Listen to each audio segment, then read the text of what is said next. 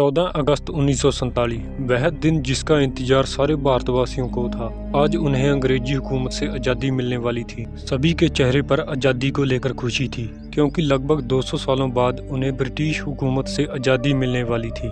किंतु उन्हें यह नहीं मालूम था कि आज़ादी के साथ उन्हें ऐसा दर्द दिया जाएगा जिसे वह सारी जिंदगी नहीं भूल पाएंगे। वह था अखंड भारत का बंटवारा, जिसने सारे हिंदुस्तान की स्थिति को बदल डाला और लोगों के अंदर आज़ादी की खुशी से ज़्यादा अपनों के बिछड़ने का दर्दनाक खौफ पैदा कर दिया। 14 अगस्त 1947 की शाम सभी लोग दिल्ली की सड़कों पर उतर आए। सभी लोग आज़ादी को लेकर खुश थे। करीब रात के 9 बजे दिल्ली की सड़कों पर भारी बारिश हो रही थी और सभी लोग राय सिन्हा हिल्स पर इकट्ठे हो रहे थे। कुछ ही देर बाद लाखों की संख्या में लोग इकट्ठे हो चुके थे। रात के करीब 10 बजे पंडित जवाहरलाल नेहरू, सरदार वल्लभ भाई पटेल, राजेंद्र प्रसाद और माउंटबेटन वायसराय हाउस पहुंचे, जहां कई लोगों के चेहरे पर खुशी थी तो कईयों के चेहरे पर मायूसी। फिर पंडित जवाहरलाल नेहरू अपनी स्पीच शुरू करते हैं और कहते हैं, At the stroke of the midnight hour, when the world sleeps, India will awake to life and freedom. कुछ ही देर बाद वह घड़ी आ गई थी जिसका इंतजार सभी को था, जब भारत ने आज़ादी की सांसें ली। रात के करीब 12 बजे भारत की आज़ादी का शंखनाद से आरंभ हुआ था। लोग बाहर ग्राउंड में खड़े होकर महात्मा गांधी के जयकारे लगा रहे थे और कई लोग अपने घरों में रेडियो पर जवाहरलाल नेहरू की स्पीच सुन रहे थे। सभी लोगों में आज़ादी को लेकर उत्साह था। 14 अगस्त 1947 में रात भर बारिश के बाद सुबह आसमान बिल्कुल साफ था। करीब 8:30 बजे पंडित जवाहरलाल नेहरू और उनके कैबिनेट ने शपथ ली और ब्रिटिश कंपनी का झंडा उतारकर तिरंगा झंडा लहराया गया, जिसे देखकर सभी बहुत खुश हुए, क्योंकि इसका इंतजार कई सालों से था। अब हम अंग्रेजी हुकूमत से आज़ाद हो गए थे। जब दिल्ली में आज़ादी का जश्न मनाया जा रहा था, तब महात्मा गांधी पश्चिम बंगाल में थे। वो देश में शांति का प्रयास कर रहे थे, किंतु अब वह घड़ी आ चुकी थी जिसका किसी को कोई आभास नहीं था।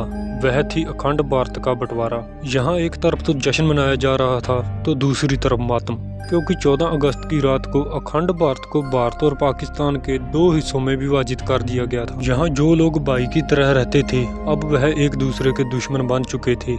सारे हिंदुस्तान में मारकाट और लड़ाई शुरू हो गई थी। जो लोग पाकिस्तान में अपने आप को सुरक्षित समझते थे वह वहाँ जाने लगे, और जो लोग अपने आप को भारत में सुरक्षित समझते थे वह जहाँ आने लगे। करोड़ों लोग बेघर हो गए, हजारों की संख्या में लोग मारे गए, औरतों के साथ बहुत बुरा सलूक किया गया। जिन लोगों ने यह मंजर देखा था वह ये सोचकर आज भी डरते हैं। आज़ादी के बाद भारत ने अपना 3,46,737 वर्ग किलोमीटर का एरिया पाकिस्तान के रूप में खो दिया था। दुनिया का यह सबसे बड़ा विस्थापन था और यह सारा खेल अंग्रेजी हुकूमत का था, जिसने डिवाइड एंड रूल का खेल पहले ही खेल रखा था।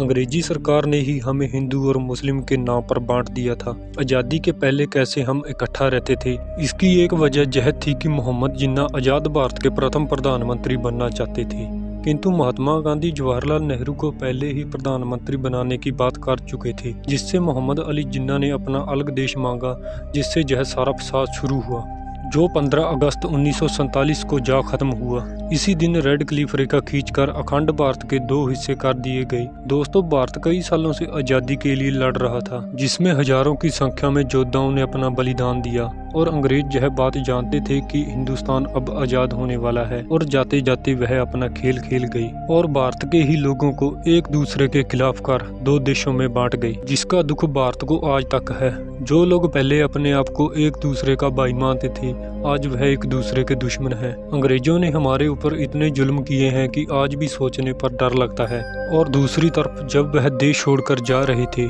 तब उनको ऐसे विदा किया गया जैसे किसी बारात को करते हैं। आखिरी टोली को 17 अगस्त को बैंड बाजों के साथ विदा किया गया। यह थी कहानी हमारी आज़ादी की। क्या जिन वीरों ने देश के लिए बलिदान दिया था वह ऐसे देश को देखना चाहते थे?